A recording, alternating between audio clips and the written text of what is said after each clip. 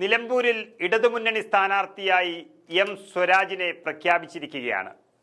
അങ്ങാടിയിൽ അന്വേഷിച്ചു നടക്കാതെ മണ്ഡലത്തിൽ തന്നെയുള്ള സംസ്ഥാന സെക്രട്ടേറിയറ്റ് അംഗമായ സ്വരാജിനെ മത്സരിപ്പിക്കാൻ നട്ടെല്ലുണ്ടോ എന്നാണ് CPM-നെ യൂത്ത് കോൺഗ്രസ് സംസ്ഥാന അധ്യക്ഷൻ മാങ്കൂട്ടം MLA വെല്ലുവിളിച്ചത്. ആ വെല്ലുവിളി CPM സ്വീകരിച്ചിരിക്കുകയാണ്. അല്ലെങ്കിൽ രാഹുൽ മാങ്കൂട്ടം MLA-ക്ക് CPM കീഴടങ്ങി എന്ന് വേണമെങ്കിലും പറയാം. സിറ്റിംഗ് സീറ്റിൽ ജയിക്കുമെന്ന് ആത്മവിശ്വാസമുണ്ടെങ്കിൽ CPM സംസ്ഥാന സെക്രട്ടേറിയറ്റ് അംഗവും നിലമ്പൂരുകാരനും നിലമ്പൂരിൻ്റെ ചുമതലക്കാരനുമായ എം സ്വരാജിനെ മത്സരിപ്പിക്കാൻ പാർട്ടി തയ്യാറാവുകയും സ്വരാജ് അത് സന്തോഷത്തോടെ ഏറ്റെടുക്കുകയും ചെയ്യുമല്ലോ എന്നാണ് 2 ദിവസം മുൻപ് രാഹുൽ മാങ്കൂട്ടം ഫേസ്ബുക്ക് വഴി ചോദിച്ചത്.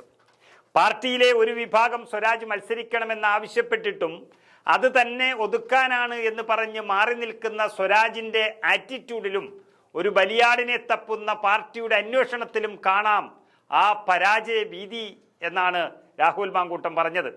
കഴിഞ്ഞ 2 തവണയായി 9 വർഷക്കാലം CPM-ന്റെ സിറ്റിംഗ് സീറ്റിൽ മത്സരിക്കാൻ ഈ എം സ്വരാജിന് പോലും ധൈര്യമില്ലെങ്കിൽ ആര്യാടൻ ഷൗക്കത്തിൻ്റെ ഭൂരിപക്ഷം 20,000 കടക്കുമെന്നും രാഹുൽ മാങ്കൂട്ടം പ്രവചിച്ചിരുന്നു. ധൈര്യമുണ്ടെങ്കിൽ ആളിനെ തപ്പി അങ്ങാടിയിൽ നടക്കാതെ എം സ്വരാജിനെ തന്നെ മത്സരിപ്പിക്ക് എന്നാണ് രാഹുൽ മാങ്കൂട്ടം MLA ആവശ്യപ്പെട്ടത്. എന്നാൽ ആ ആവശ്യം അംഗീകരിച്ചുകൊണ്ടാണ് CPM സ്ഥാനാർത്ഥി പ്രഖ്യാപനം വന്നത് എന്ന് പറയാം. എന്നാൽ വാക്കുകൾ കൊണ്ടും സോഷ്യൽ മീഡിയയിലെ ജൽപ്പനങ്ങൾ കൊണ്ടും പ്രകമ്പനം കൊള്ളിപ്പിക്കുമ്പോൾ അത്ര എളുപ്പമല്ല നിലമ്പൂരിൽ ഇരുമുന്നണികൾക്കും ഇപ്പോൾ എന്നുള്ളതാണ് സൂചന വരുന്നത്. സ്വരാജ് എന്ന പ്രമുഖൻ സ്ഥാനാർത്ഥിയായി വന്നതോടെ UDF-ന് അത്ര എളുപ്പമല്ല. കിട്ടാവുന്ന ഇടങ്ങളിൽ നിന്നെല്ലാം വോട്ടുകൾ കണ്ടെത്തേണ്ടി വരും. അവിടെയാണ് UDF-ന് PV അൻവറിൻ്റെ ആവശ്യം ഇനി അനിവാര്യമായി മാറിയിരിക്കുന്നത്.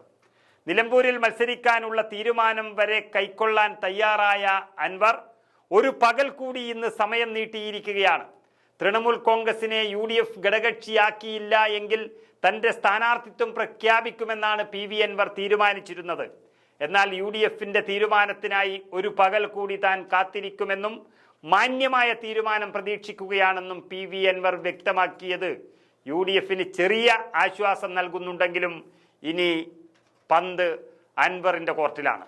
പ്രഖ്യാപനം നടത്താൻ ഇന്ന് രാവിലെ 9 മണിക്ക് വിളിച്ച വാർത്താ സമ്മേളനത്തിലാണ് തീരുമാനം തൽക്കാലത്തേക്ക് നീട്ടിയതായി PV അൻവർ അറിയിച്ചത്.